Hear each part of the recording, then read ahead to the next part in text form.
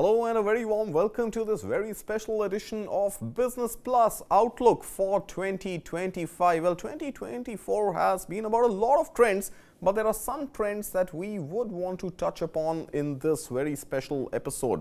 Number one comes by way of this fast race towards quick commerce. Multiple new entrants and existing players really breaking the ceiling when it comes to ensuring that your orders are delivered on time and the expanse of that orders also increasing. Second trend that we will highlight today is going to be this consolidation in the aviation space, and the hope really was that there is going to be greater competition and airfares would come down, but that seems like a distant dream for 2025 as well. And finally, another trend which is making headlines and continue to make headlines all through 2024 has been about the changes that we will see when it comes to technology. Well, all these stories and more on Business Plus today. Joining me today on the special episode are, dare I say, two of our favorite people on Business Plus, Srinath Sridharan and Lloyd Matthias. Well, gentlemen, thank you so much for joining us. This is the year-end outlook for 2025.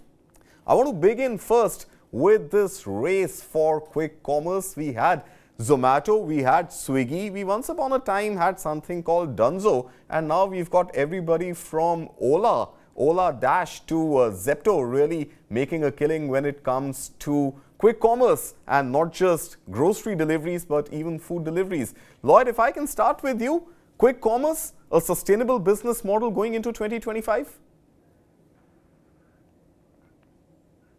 Thanks, Krishna, and very good morning to you and to Srinath. I think quick commerce is here to stay, and in a big way.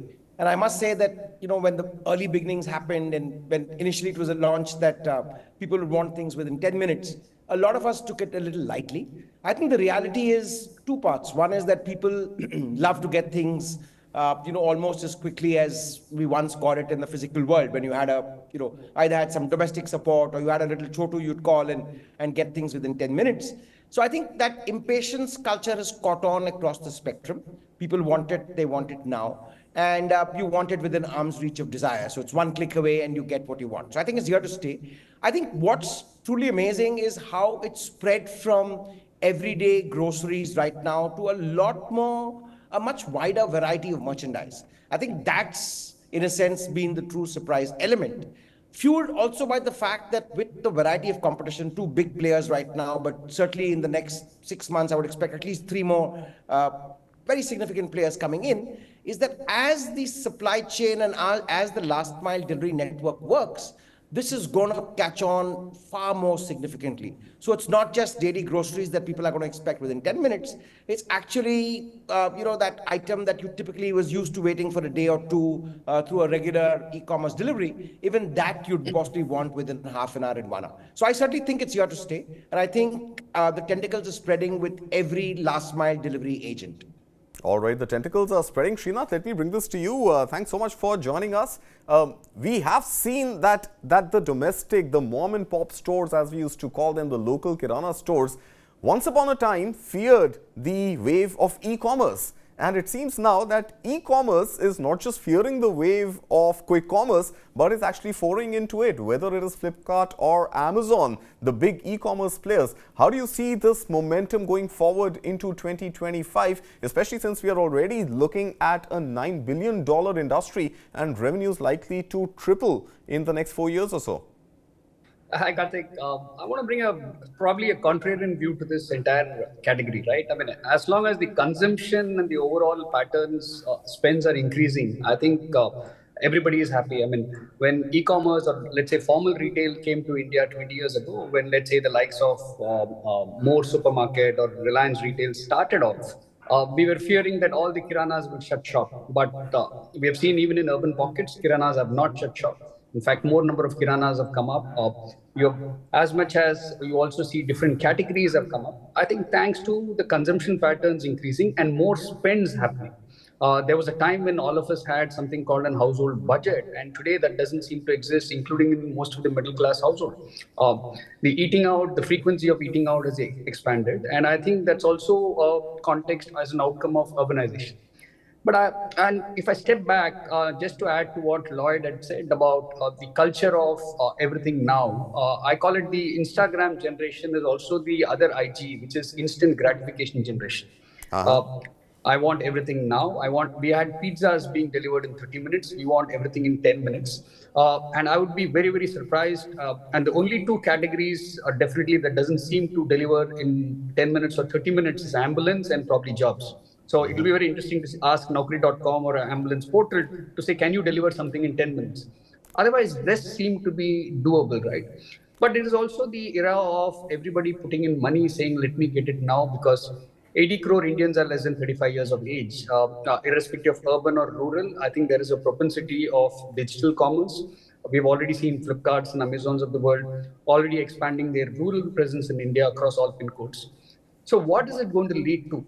In a steady state, economic growth or economic activity, all these are fine.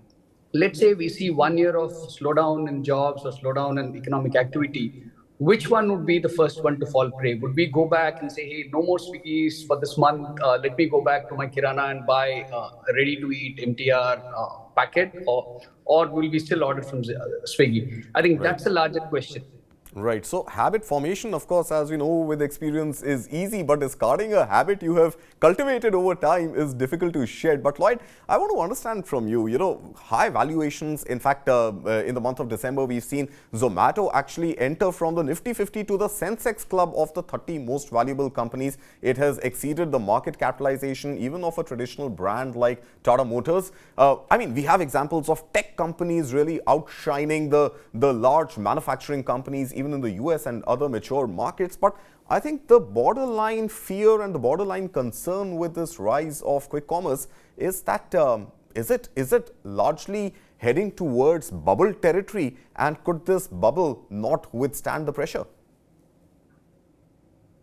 There's an even chance of it, Krishna, but just in a sense, and just taking a little bit from what Srinath mentioned, I think the initial fear was a lot of quick commerce would, impede on the traditional mom and pop store, the Kirana store territory. I think what has emerged right now is a lot of the new quick commerce networks are actually using the existing network. While not all of them are setting up their own independent dark warehouses and so on, a Right. lot of them are actually using the network. A little bit of what Reliance Retail or Geo's last mile is about is actually working with existing retailers. So I think there's going to be a fair degree of complementary activity in that count. It won't be one or the other.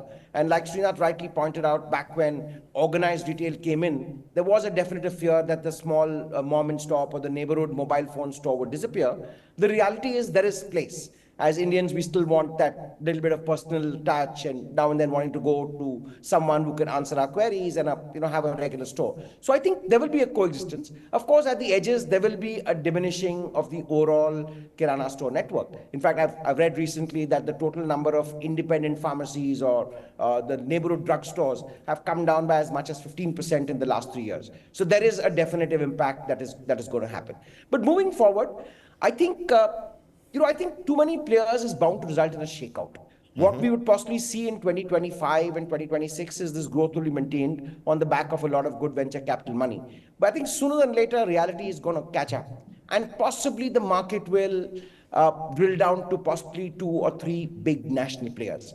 Understand that quick commerce right now is not just about quick grocery delivery. Right now, quick commerce has expanded the entire ambit of food delivery, of groceries, of course, and of also a lot of the larger e-commerce players.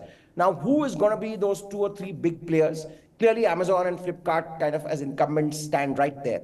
And of course, then there's Swiggy and Zomato who also have that. So I think eventually we will end up with 3 or 4 major players, though I'm not sure the shakeout is imminent right now. I think this is more like a 3-year phenomena when it will happen.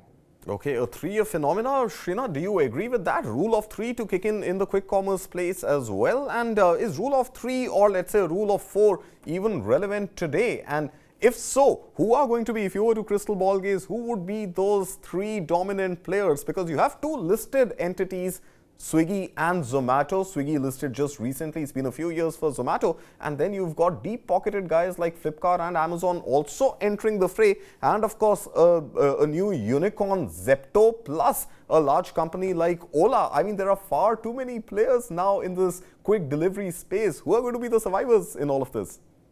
Yeah, I think I boil down to, I mean, if you're talking about consumption as a pattern, who's quick to innovate and who's ready to experiment? Some of them have been introducing products and have been very open about something did not work. I think that's a reality of India, right? There is enough space and more. But having said that, if you look at, let's say, the larger world of e-commerce, Amazon has survived for over 2 decades and consistently grown. Can the Indian listed entities, Zomato, Swiggy of the world, can they start innovating constantly? Can they keep their stakeholders engaged? I think that's a larger question. Consumers are here to stay. I'm not worried about that. But what about the investor pressure? Because I also feel that there is a kind of a bubble building up because a lot of retail investors have come into the market and are expecting greater returns. I call it the investor FOMO. Whether it's a rush to the IPO or coming into the new e-commerce space. The heart of our Karthik, the worry is how many of the retail investors actually understand how technology companies and their revenues operate. I think that's a Right. challenge. So Right. in case of even 1 quarter slowdown of, let's say, one of these listed entities, I think how would their retail investors, move around? I think that's the nature of that industry itself. So no particular names to bet on, but I think I agree with Lloyd. The 3 or 4 year cycle, I think if they survive, I think the chances for the next set of scale exist. But the era of free money and people saying, "Oh, I'm betting billions of dollars on this," I think it's kind of slowed down today. Okay, well, hold your thought there, Srinath. I want to now bring Lloyd into something that you had mentioned earlier, Srinath, and this was about 10-minute jobs being delivered and quick jobs if they were to come by. Lloyd, we are seeing with quick commerce some of that already happening. I mean, look at the gig economy shaping up in the country with every new player now entering the fray of quick commerce. There is going to be greater demand for gig workers, but then there is obviously this stated concern about the conditions in which the gig workers work. There isn't really a labor law section which is dedicated to gig workers. How do you see the role of policy evolving from here to really include the entire gig economy, not just the delivery riders, into the mainstream? That's a great point you brought out, Karthik. And firstly, apologies for calling you Krishna earlier in the show. No problem. Krishna is a dear friend, just like you are. Go ahead, please. Yeah. So I think, rightly, I think the government would need to step in to, in a sense, formalize and securitize the gig economy worker. Increasingly, with the growth of e-commerce, with the growth of gig jobs, whether it's Uber, Ola, and the entire range, I think today a lot of younger Indians doing last mile delivery, their job hangs on a thread. As Srinath pointed out, it's very dependent on an economic cycle. God forbid we see a big burst in the bubble in the stock markets or overall, I think there is a big fear. And right now, a lot of this growth is being driven by the easy availability of quick labor. In fact, mostly delivery boys are one of the fastest growing growth segments. Having said which, I think sooner than later, some degree of formalization needs to come into the gig economy because a lot of these workers are completely unprotected. The extent of which they are protected even by their existing gig employers. Do they have insurance for the kind of risk they take in terms of making a delivery? Do they have any kind of health support? Is there kind of long term? Can someone look beyond a 3 to 5 year window of where would they be thereafter? Is there any job growth? So I think clearly the time has come for the gig worker to be looked at as a serious tool of the economy, a serious member of the economy, much like other format of corporate workers have had far more securitization. Today, the number is large enough. And it's not just, I would say, at just the delivery level. Today, even large corporations depend a lot on gig workers or use the gig workers. Unfortunately, right now, there's virtually very little by way of support in terms of how soon do they get paid, what are their payment standards, is there a small amount of insurance that cover that they get, is there a small amount of future protection in terms of some kind of provident fund or some type of long-term scheme. I think that needs to be looked at. And I'm very glad you brought this issue out. I think it's something that is a serious concern. And given that we have such large global players, like you mentioned, 5 or 6 players, and possibly at some way Reliance and Tata's waiting on the fringes at some level. I mean, they're already in the retail space. I think sooner than later, one would need to look at this with a lot of seriousness, because this is a big concern. If, God forbid, one of these companies shut down, that's a lot of urban gig workers on the streets, quite literally. Absolutely. Srinath, let me just quickly bring you in also on this very important subject, and this is about the rights and the bargaining power of gig workers. While unionization and labor laws can be a separate debate, but the fact that these quick commerce companies are so dependent on last mile delivery by these gig riders, is there something that you see now unfolding in terms of a better bargaining power that the gig workers could enjoy going forward? Not really, Karthik. I mean, the concept of collective bargaining from which the trade unions emerged 200 years ago doesn't exist in the gig economy. And there is, and I must probably be more little acerbic to say that there is a policy paralysis in while we want to celebrate our tech unicorns, which have great valuations, we have not thought through on the supply side of it, of humans. The very fact that even our labor reforms that have been, we've been expecting labor reforms for very, very long time. Let's say in the formal sector also, if you have over 100 employees, will you be able to retrench them? There are challenges, and and I shudder to even use the word corruption. Let's assume that it doesn't exist. Right. So in the informal sector, it's far even worse, because who do they go for redressal? I mean, the judicial system is mindlessly numb, and it takes enormous amount of time and cost. But if there is a grievance, where do they go to? And I think that is where I call it policy paralysis. We have been speaking about it for the last 2 years and really not understood that if we want unicorns to build valuations, it also has to cannot come at the cost of humans. And the very fact that we pay very less emphasis to the actual quality of life or even life. And I think that's a larger challenge.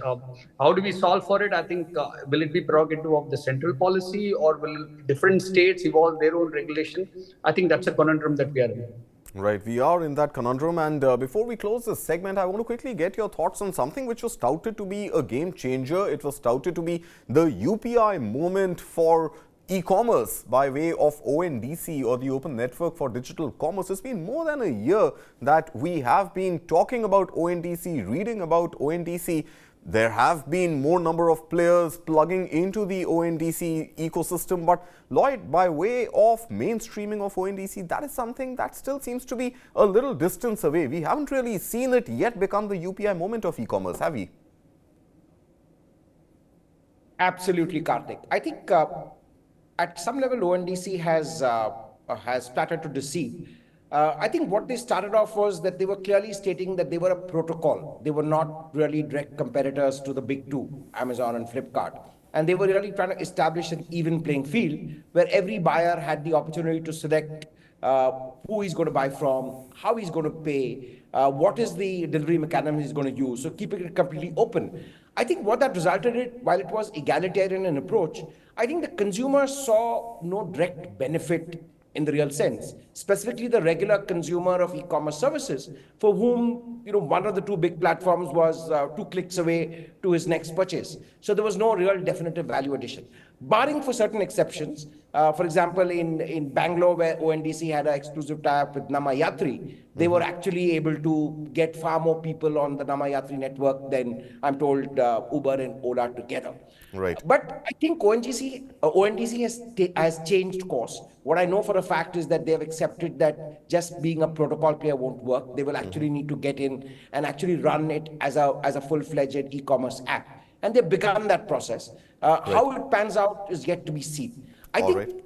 in terms of long term, the advantage clearly should be with ONDC. One is it's a government-backed protocol, a government-backed platform. Number two, it's actually giving every seller an equal advantage, which today a lot of the big sellers feel squeezed by the big two platforms. So there's an advantage. And thirdly, if it can replicate even 70 to 80% of the efficiency that Amazon and Flipkart offer, I think there is a role to play. So I do believe that all hope is not lost. I still believe that ONDC has the full distance to go and can eventually become the game changer that we expect it to be. All right, Srinath, last word from you on this segment. ONDC as a game changer, especially on the side of sellers, likely to find it more lucrative because they don't have to dish out the 5% to 7% of the order to existing e-commerce or quick commerce platforms. So is there likely to be more acceptance and more push from sellers to really ensure that the ONDC network becomes a robust one?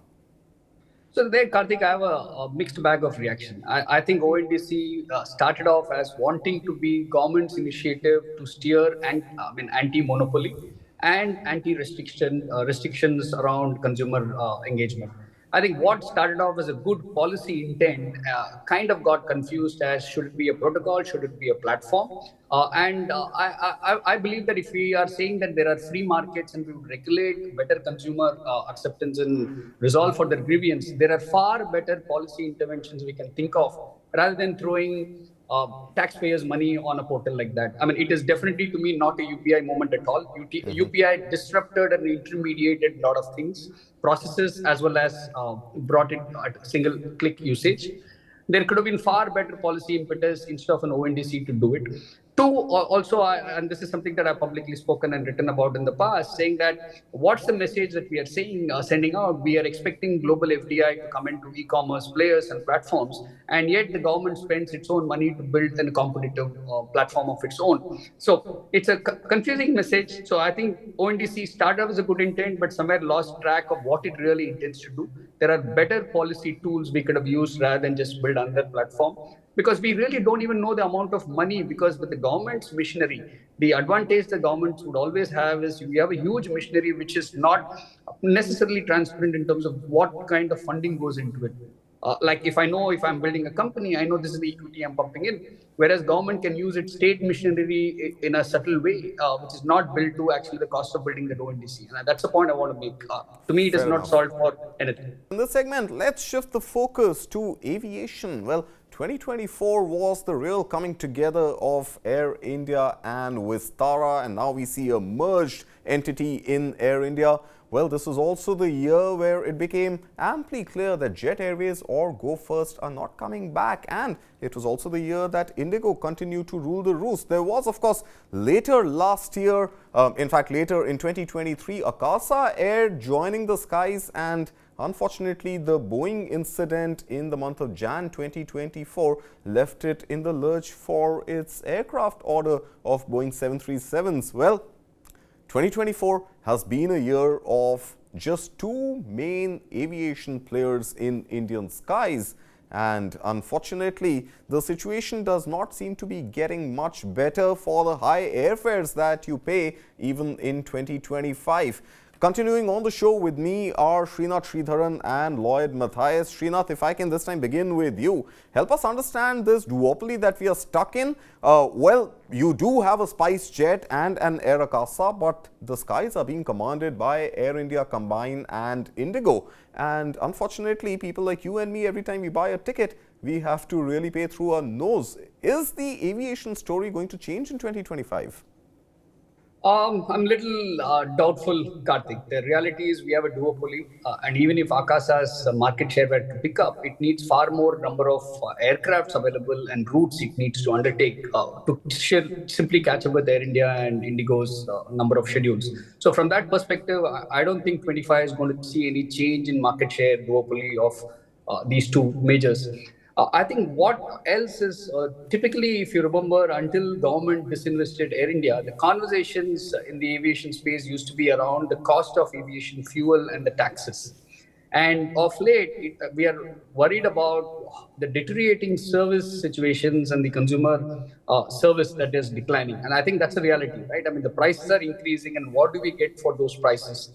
The airport entry taxes are increasing in almost every airport. The reality is because they're being privatized and there's a price to pay. The cost of food that you actually pay for at the airports is probably sometimes equivalent to half of the flight cost in some of these low cost airlines. And then three, where is the recourse for you? I mean, every year when something happens to Delhi airports or flight delays, I think because of the sheer number of lawmakers and the political leaders who reside in Delhi, it becomes national news. But talk about it for the next other, let's say the 5 cities that go through equally harrowing service, shoddy service, and there is no conversation at all. So I think we sorely lack a national aviation policy. What do we want India to be, considering that we are the third largest purchaser of aircrafts in the world? We don't even have most of these aircraft manufacturers having a maintenance centers in India.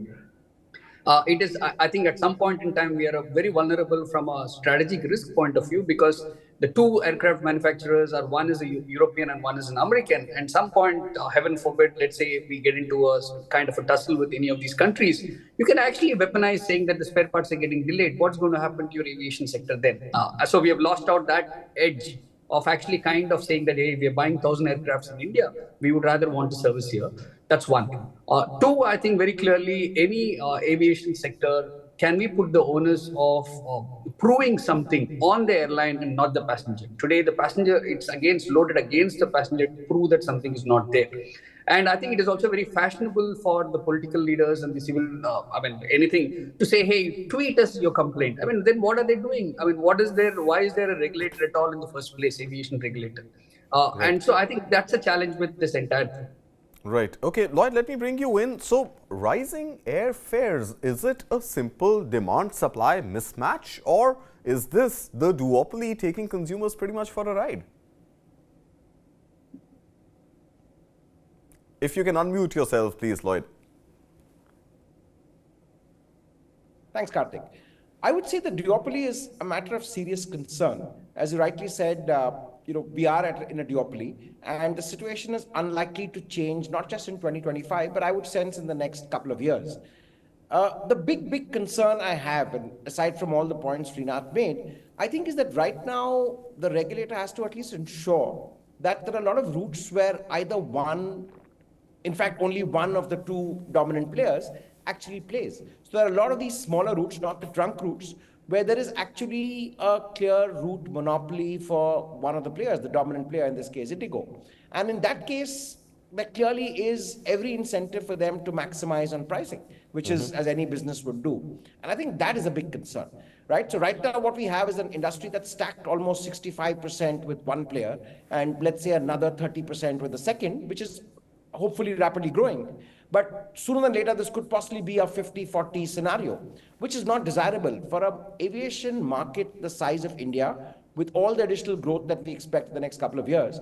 I think at minimum, we need 3 to 4 very viable players. So having maybe a dominant leader with 25-30% and then having two others at about 20-25, I think would be desirable. But right now, we're nowhere close to the scenario. And that's resulting in A, clear duopolistic behavior, B, the fact that the consumer has really no recourse. Like Srinath rightly pointed out, I mean, there's really no place you can go. In fact, on some routes, there's only one airline you can choose with. Right. And the onus is always on the passenger. I mean, you've got to prove that the airline has fallen short on service. Right. There are no clearly paid compensation mechanisms. In fact, as long as Air India was a government vendor, albeit it cost taxpayers a lot of money, at least there were definite protocols of if your flight was delayed beyond a point, you were entitled to an overnight hotel stay. I think a lot of that has got completely sidelined and disregarded. So I think You're it's right. clearly a big concern. Absolutely. But on that subject, Srinath, there is also this data which tells us that despite very high airfares and abysmally bad service quality, the people taking to the skies is increasing month on month, year on year. In fact, business class travel has increased about 50%. There are more number of people taking international holidays, flying out of India, and not as much tourism coming into India. So there's a bit of a dichotomy when it comes to high prices, low service, and premiumization. So what does it tell you about the Indian consumer? Who is this Indian consumer, and how has this Indian consumer evolved in 2024, if not earlier, and what is the future evolution from here? Yeah, I think evolution is simple, right? I mean, let's say if you talk about the premium class passengers, if I were to travel on business within the country, I don't have a choice but to actually pay whatever is the fare and get going, irrespective of the pricing of the ticket. But the reality is, if I want to take a holiday, it is far cheaper to get out. I mean, today, if you have to go to Goa or probably some parts of Rajasthan and Kerala during the peak season, the wedding season, it is atrociously expensive. And I think the challenge is, while we have traditionally boasted of great service and hospitality, the reality is, if you compare with some of the countries like, let's say, Vietnam, Cambodia, or Singapore, it doesn't have to be so expensive at all. I think we have forgotten that you can still deliver great value at probably lesser pricing. Today, I think the aviation and the hospitality industry is thinking in terms of dollars and not in terms of rupees. Some of the rooms, if you today have to check into a five-star hotel in Mumbai or Delhi, I don't think you will get a room for less than 20,000 rupees a night. That's right. And I think it's atrocious, right? But who's actually questioning again the demand and supply? And yet, if you see most of the hotel chains every year saying that hey, we are opening more number of rooms. So somewhere the feeling is, they come together and say, hey, we will not price it lesser than any of this amount in a given season. So I think there could be a kind of a monopoly or them coming together and saying there must be a slab rate that they're fixing. I'm speculating here as a customer because how is it that every single hotel is charging so much when their occupancy is not 100%? I understand the concept of revenue management when your a slab of 4 or 6 rooms are sold, then the pricing moves to the next slab. Right. But if your occupancy is 70%, why is it that these kind of high rates are there? So I'm actually saying, is there a collusion? Putting Yeah, it out there. well, interesting thought. So, Lloyd, are you are hotels, and since we've digressed to hotels, let's just stay on this for a bit. Are hotels trying to reach their 100% targets with just 70% occupancy by increasing room rates? I really have not much of an insight on the hotel sector, but I just want to stay with one little point on the aviation front. I think what Indian civil aviation needs, in a sense, is actually the Indian telecom movement of the early 2000s, right? We all know that in the late 90s, when mobile telephony came into India, every circle, and India had 23 circles then, had two players. And then we saw the absurd pricing of 16 rupees a minute and so on and so forth. And somewhere between 2008 and 2000, scam and other things notwithstanding, what happened was that the telecom sector opened up and suddenly you had this huge 11, 12 players and a big shakeout that happened. And of course, then the arrival of Jio that actually got Indian telecom pricing to possibly the cheapest and the most affordable in the world, on the back of which a whole lot of services have grown. So I don't know. I understand enough business people have been burned in Indian aviation in the last 30 odd years from a whole spate of airlines for various reasons. But I do believe that India sooner than later needs far more severe competition to kind of make the aviation sector far more competitive. Given the fact that a growing amount of Indians are getting affluent, a lot of people are flying. And to your point about flying, a lot of people are flying not just because they can afford it, but also because the other options of road travel and train travel sometimes becomes wholly unjustifiable, either in time spans or in terms of sheer comfort for older people. So I think there is a certain need to that aspect. So therefore, it needs to grow. On the hotels, all I could say was that clearly, yes, I've been noticing the same trend that hotels even below.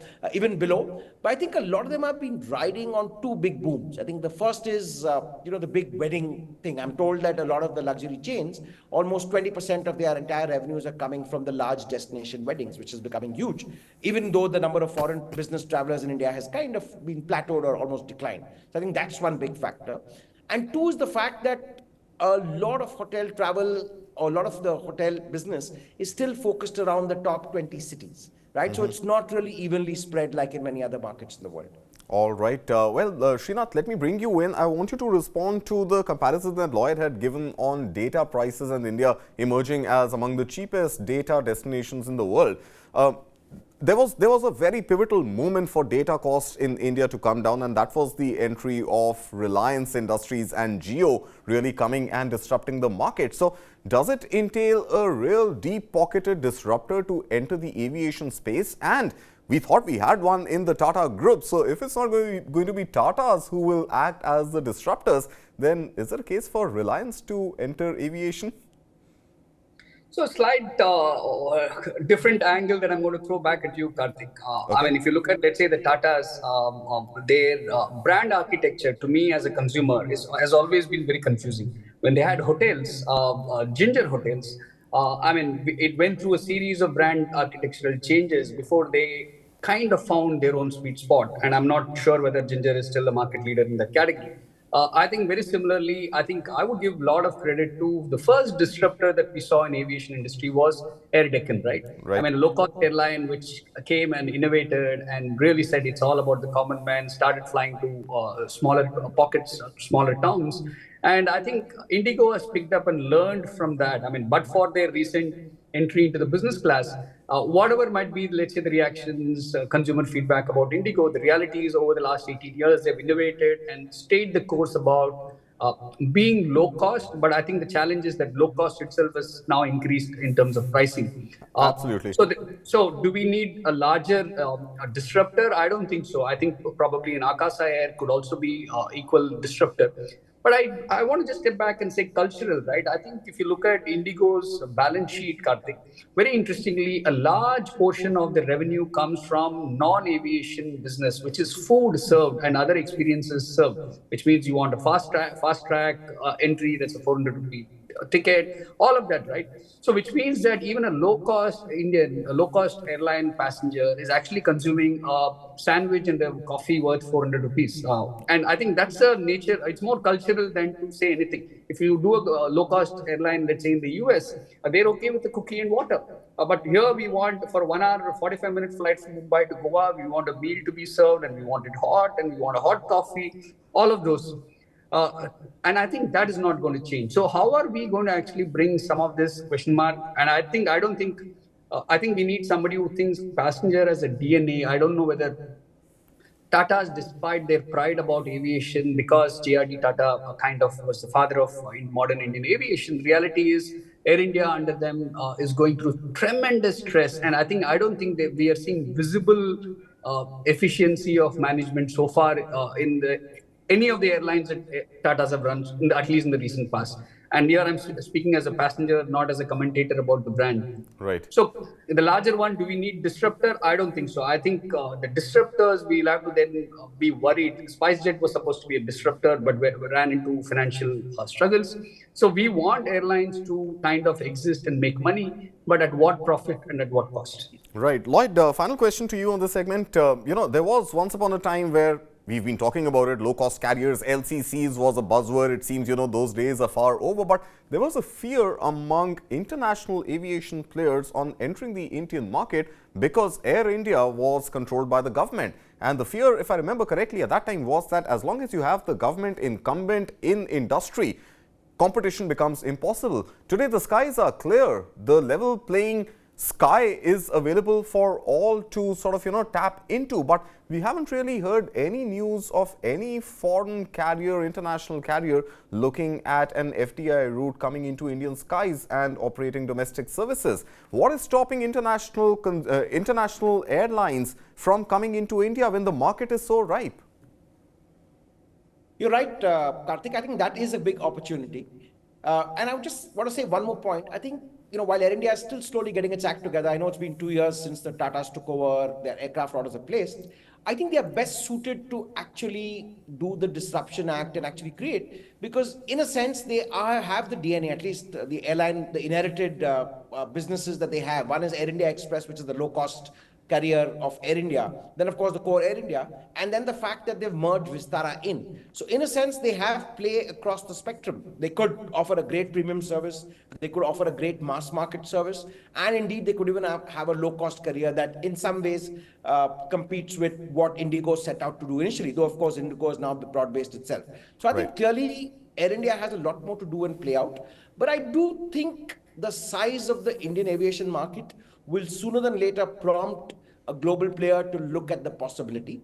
And as Srinath mentioned, I think what we really need is a fresh thinking, new disruption, the kind that Captain Gopinath provided with Air Deccan. I think that was a great example. But I do believe that hopefully in the next 3 years, one global player would look at actually entering, because this market is large enough. The last minor point I want to make is that one of the big advantages that both the incumbent players have was the fact that Indian overseas travel was largely dominated by foreign carriers. I'm told over the last 1 year, the two Indian players, the Tatas and Indigo, their share has more than doubled. Right? So Indians now begin to see value in using one of the local airlines, maybe cost being the price being the biggest advantage, but the fact that these airlines are growing rapidly on international routes, which was not the case 3 or 4 years ago. And on our radar for this segment are electric vehicles. While 2024 and the later part of 2024 has registered almost a 25% growth in electric vehicle penetration, most of it comes on the back of buses and two-wheelers. haven't seen too much action in electric cars just as yet, even as we inch one more year closer to the Government of India's Vision 30 at 30, which means 30% of all passenger vehicles by the year 2030 need to be electric. Srinath and Lloyd continue to be with me. Lloyd, let me begin with you on this one. We haven't really seen electric cars take off the way they were expected to and were touted to in 2024. What is holding Indian consumers back and really pushing them towards ICE and not really going towards electric vehicles?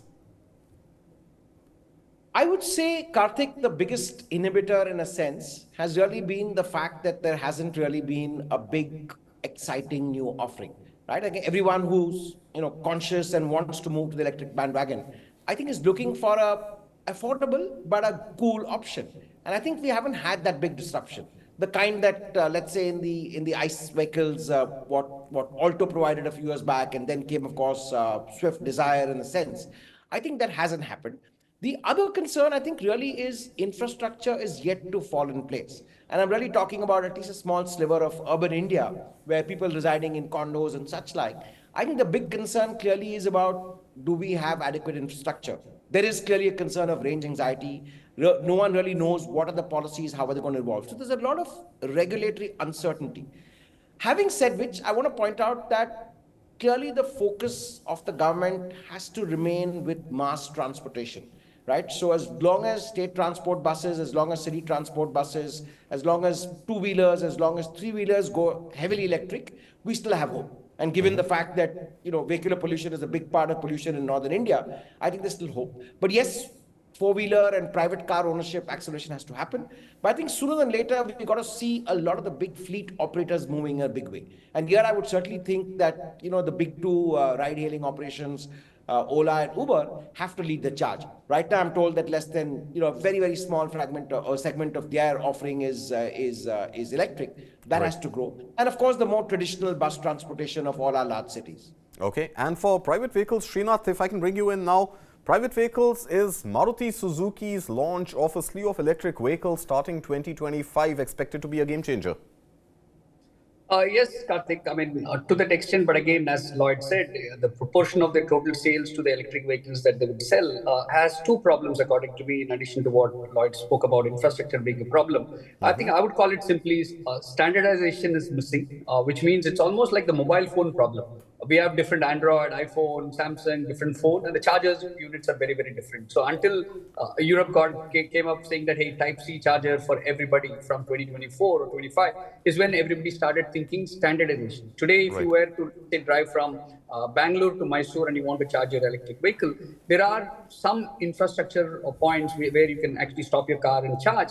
But again, it's almost like the data theft, as I would call it. Every particular infrastructure provider has their own app. You'll have to download that app. You'll have to make payment through that app. So can we standardize infrastructure across India, saying that if you were to go to any EV charging unit, you use that app and you make a payment? I think that's one. Two, I think standardization of spare parts will be very, very important. And to me, that's a supply chain issue. If you remember 2 years ago in the union budget, we spoke about battery pack as a scheme, and it has not really taken off, right? I mean, I think we should see more of that. Unless we make that happening, the passenger car sales are not going to happen. If I were to drive only within the city that I live in and commute to work, it's great because I can charge probably in my building society or somewhere near the office. That's about it. But the second one aspect is, I think a larger philosophical one. I mean, as a country, if you're going to move, let's say, 10 million vehicles every year towards EV, it is still fossil fuel. The reality is it is not actually from any cleaner sources. I think the narrative of EV is going to be far cleaner is only a misnomer because we are shifting the pollution from the cities to probably other units where we are actually producing those energy. You're right, and I think I agree with you completely. Our thermal power generation is going to charge our electric vehicles. So I think what the government is calling clean is actually a cleaner government balance sheet where the oil import bill perhaps comes down. But we leave that for another day. Lloyd, I want to bring you into what Srinath was just talking about, which is this battery swap mechanism. Now, in the context of that, a service that MG Motor, after it tied up with JSW in 2024, came out with was this concept of battery as a service, which brings down the initial cost, the fixed cost that a consumer has to shell out, and pay for your battery as you go. Is this going to be a disruptive model? I understand battery sizes are not going to be the same, but is this as a model something which will hopefully push users towards more adoption of electric vehicles? This indeed holds out a hope. In fact, the belief is that not only will battery swap become quite the norm, it's the equivalent of the fact that you drive into a gas station and the time it takes you to fill up, to fill fuel into your tank is the time it takes to swap a battery. So ideally, in the ideal world, you want a lot of the existing gas stations to actually have battery swapping stations. So irrespective of the type of the vehicle that you drive, whether it's electric, whether it's traditional ICE, you walk in and the same 5-minute duration, you do a battery swap. So that does hold hope. Though right now, I understand there are a lot of technological challenges. One is the sheer weight of the battery. Two is the ability to do the swap safely. And clearly, I think there's some questions that need to be answered. But I clearly think some such disruption is needed and needed fast. And just to go back on 2 points, I think one is, what Maruti is threatening or planning to offer in 2025 would be positive.